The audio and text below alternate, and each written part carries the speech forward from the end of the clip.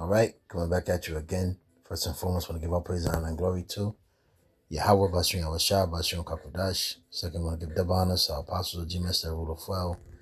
And peace, blessings, salutations to the whole free elect, to you so-called Negro, Latinos, Hispanics, Native Americans, West Indians that makes up the 12 tribes today, which have been found, not lost anymore. This is Shukakara from GMS, Virginia. And those will be edified. Now, I put this in also in chat, and this is what it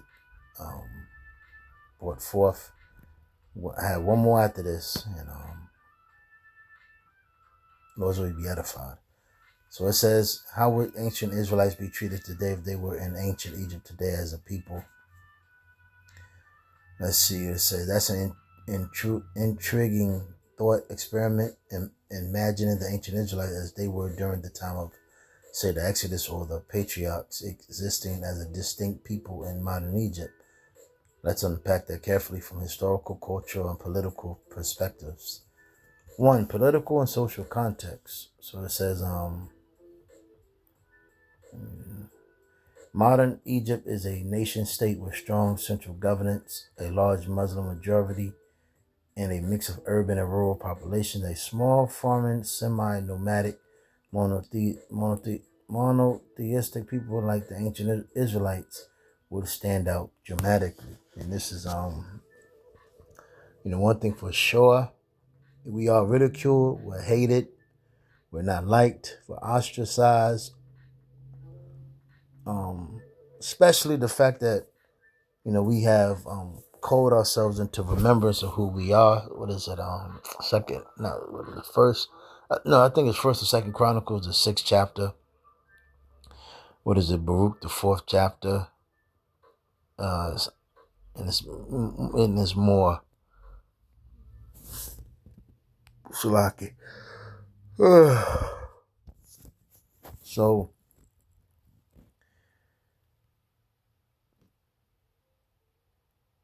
I'm trying to think of that scripture. If the Israelites appeared in modern Egypt as they were in antiquity with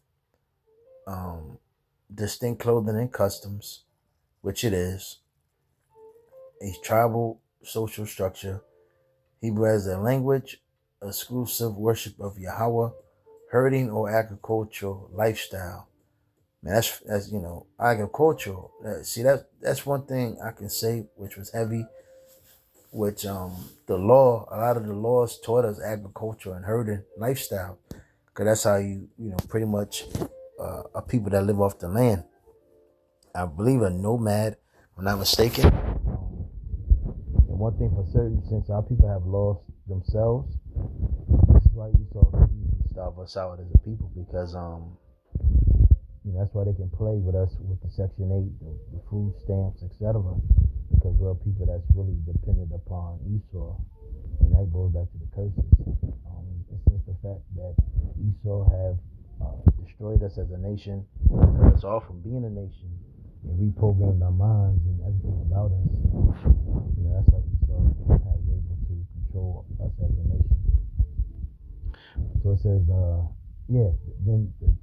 then the Egyptian state will likely treat them as a minority group or foreign refugees. And I don't understand how our people really still believe that they're are entitled to anything, or they belong or they deserve anything from America, from the American Empire, which all the empire did in modern day Egypt has deprived them from anything. Possible scenarios. Let me see. Yeah. They might be treated like refugees or displaced people, given humanitarian aid, but also strict regulation.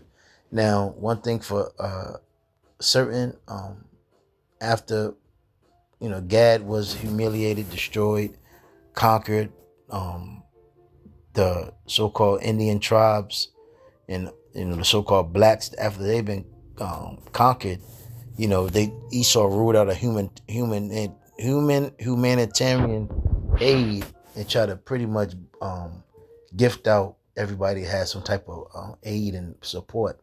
But everything that Esau does, it comes back to bite you in the ass. And one thing for certain, the gift destroyed the heart.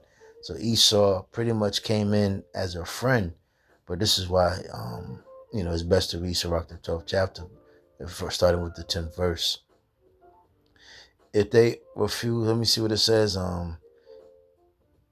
If they refuse assimilation, Egypt might restrict their movement or settle them in specific areas, similar to how refugee camps are managed today.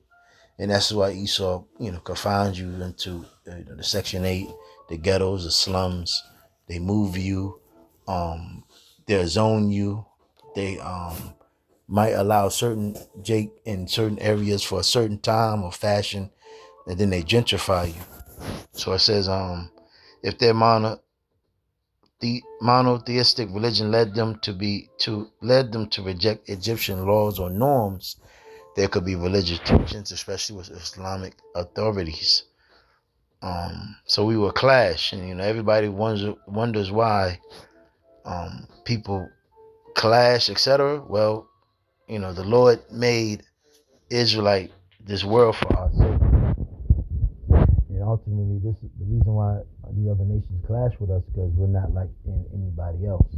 We're not like the other nations, but due to this humanitarian and these laws and these things that pseudoscience that Esau plays with the mind of the people, have to think that everybody's equal and equality and fairness. Well, that's all lies. Let me see.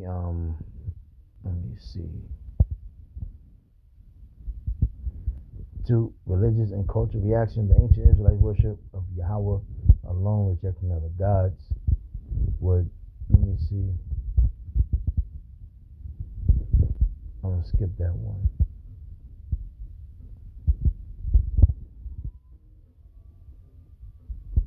So they might be tolerated but closely monitored, much like any new religious group or ethnic minority. 3. Economic treatment. If the Israelites were living as herders, shepherds, or farmers, Egypt might often offer them agricultural land in the Sinai or rural Upper Egypt. And Esau has allowed us to occupy and live in certain quarters. But it's also what it says. Require them to register, because everything you're doing here, you don't own anything, you're registering it. Basically, to show the governor or however the state is that you are able to basically pretty much pay taxes, or you're going to uphold it, or basically somewhat rent out the space that Esau is allowing you to have, because you're not owning it. So everything you do here in America, aka Egypt,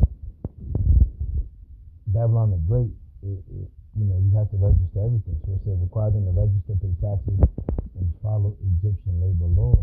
See that? Because everything here in America, you have to put it on paper. You have to write things down. You have to sign paperwork. And it's gruesome.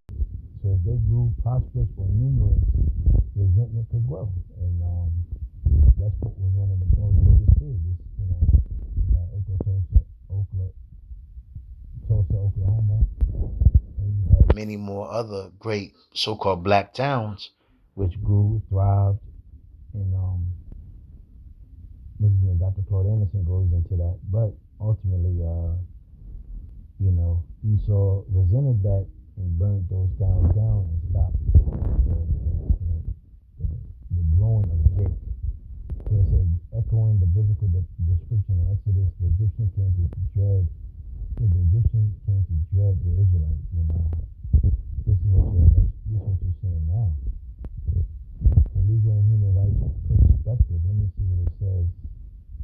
Yeah, under international law, UN conventions, Egypt will be obligated to provide basic human rights, food, shelter, and safety. And that's what, Esau does. He so-called gave us human rights, so-called human rights, food, shelter, and safety, but it came with a price. Allow freedom of religion, avoid forced labor or ethnic persecution, and it all sounded good underneath politics. But, how you say Esau is like you said, he can't hide anymore. He can't hide the fact of who he is, but that's why he's going to come down eventually, sparing none. So it says, let me see. So the Israelites wouldn't legally be enslaved because prior to what you see today, if we were in hardcore bondage and slavery, you know, very critical. But now, Esau with his little wiles and his, his trickery, his sorcery, he pretty much tried to make it seem like we're not enslaved anymore. But that's all a trick. It's a smokescreen, as in the biblical account. But bureaucratic discrimination, social tension, or marginalization could easily occur. And this is what Esau does underneath the terms of legislation, decrees. As the scripture says, woe to them that sign up wicked decrees, etc. What is it? I believe Psalm 34. We got Psalms 1. I forgot the chapters, but the wicked Esau, he forms mischief by laws. He underneath the disguise of law, etc. He justifies his wrongdoing, etc. But this man is the devil. But I'm gonna go and wrap this thing up. Lord's will be edified. Shalom.